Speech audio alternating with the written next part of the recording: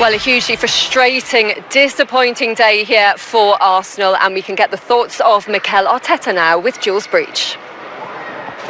Mikel, what didn't quite work out there for your team today?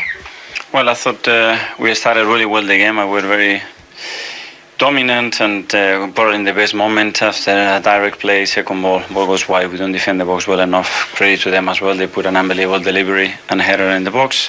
And from there, game changes. You know, when you have to face this team, the moment they go ahead, you're going to start to play a different game. You have to adapt to that. We didn't well enough. We didn't find enough answers to a lot of the questions and situations that you have to resolve better. So at the end, very frustrated. Yeah, you said before the game that the team need to show their teeth. Did you see the fight and the intensity that you wanted to see after going a goal behind?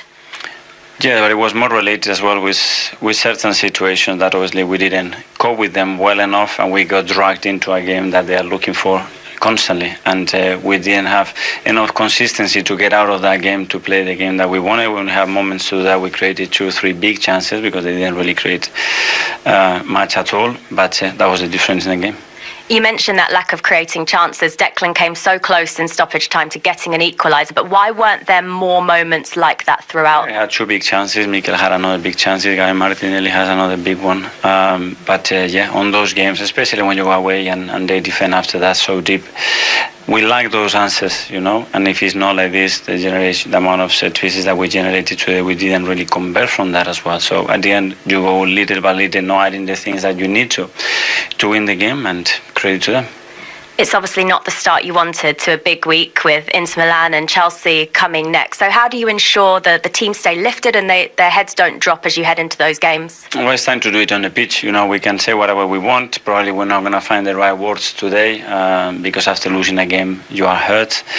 But we have to show it on the pitch on Wednesday night.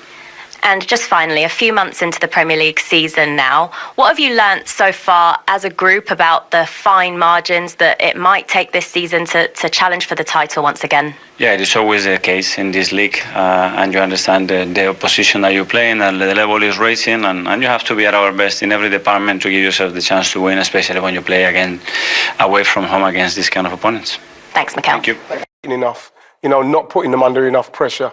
You know, like I thought, again, Marino wasn't tight enough in and around the midfield. I think he's still getting up to speed, but it really is quite frustrating to be 10 games in and feeling like you feel now. And that's only because we know how tough it is to try and chase down Manchester City. So this will be, like I said with Bournemouth, 1 shot on target against Bournemouth, 1 shot on target today. It's not good enough. It's not good enough for a team that's going for the title. So, you know, there's a lot of work to be done in that dressing room. We can't keep looking and saying we're missing Martin Odegaard.